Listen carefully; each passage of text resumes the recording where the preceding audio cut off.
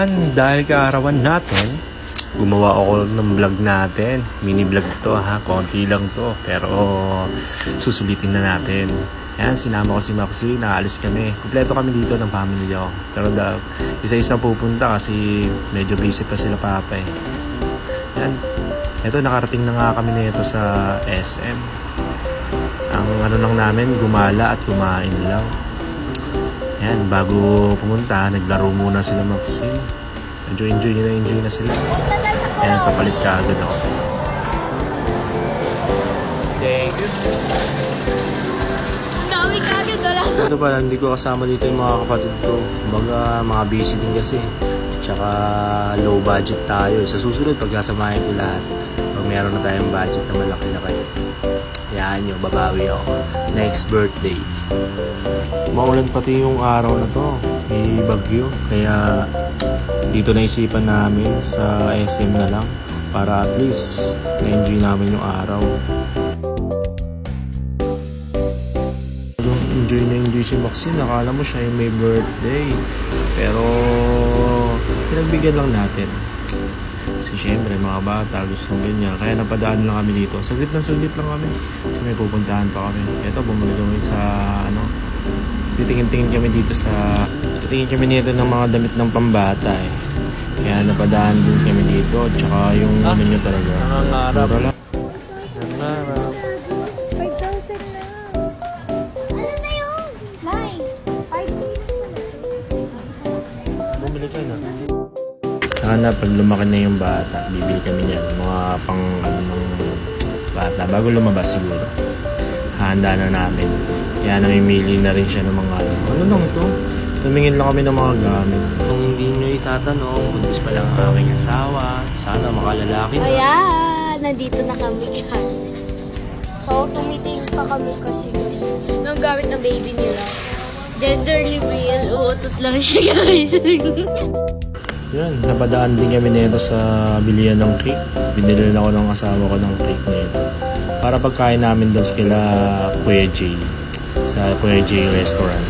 Meron na kaming cake. Ano kaya ito? Ganda damit ah. Alay ng noo.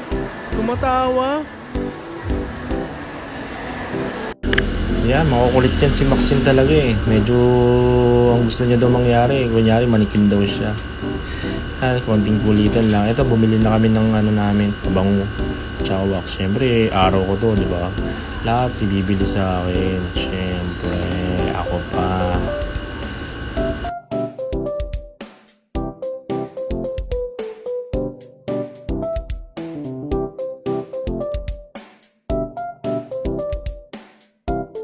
Yan, pagkatapos nila, agad-agad na din kami pumunta sa Kuya J. Kaya, nag-inquire na kami. Ilan lang kami nito? 7. Tapos, bali pang 8 sila papa pag dumating. Kaya agad kami namili kaagad ng kakainin. Medyo mura lang pala dito sa Kuya J. Ganda din ng ambience dito. Sarap din kumain dito. Nakakaaliw. Ang mayaman na rin. Medyo syala-syala. Naka-restaurant, si Macnets. Mura lang naman ginastos namin dito. Siyempre, pagbigyan naman. Ito pala kasama ko yung mama niya. At si Papa, at aking anak. Siyempre, kumpleto na yung family ko niyan. May Papa, may Mama. Yan, nagkukulitan kami. Makulit to, pamangkin ko na to. Kaya tamang kuha lang ako dito habang inaantay mga namin yung order. Yan, sa mga gustong kumain sa Kuya J, punta lang kayo. Napakasarap lahat ng food dito. Ito pala yung binili sa akin yung cake. Tinanggal ko yung yung bulaklak. Lagyan namin ng tao. Ayan, nagpa-practice kami kung anong wish ko daw. Nagkukulitan na kami konti. Pero hindi ko din namamalayan dyan na may surprise sa birthday song dito sa Kuya J. Napakasaya ito sa Kuya J.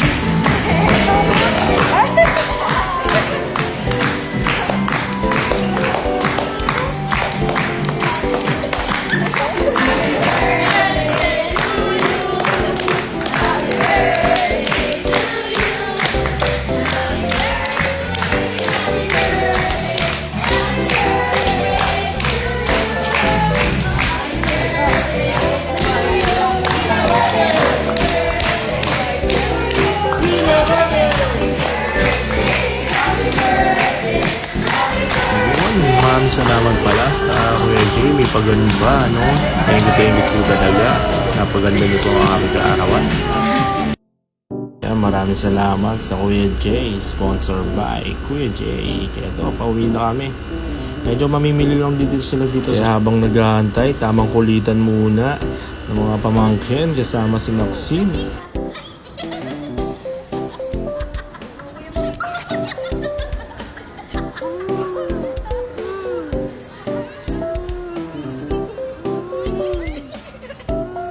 Gabay ko na.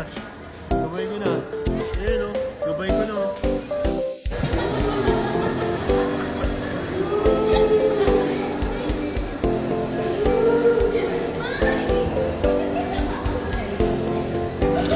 Sarap din paano kahit konti naging bata ka eh. Kasi medyo nadagdagan ng edad natin. Tsaka bumili pala ako ng jeep. Tagal ko nang gusto yan eh. Kasi pampaswerte daw yan. Sa mga taon ng 1993. Tapos nagpa-relax ako dito habang inaantay ko sila mag-supermarket doon. Mag-relax muna si Magnet, si Relax, massage yan. Kaya hanggang dito na lang sa part 2. Abangan nyo ulit ha. Susunod pa. Thank you.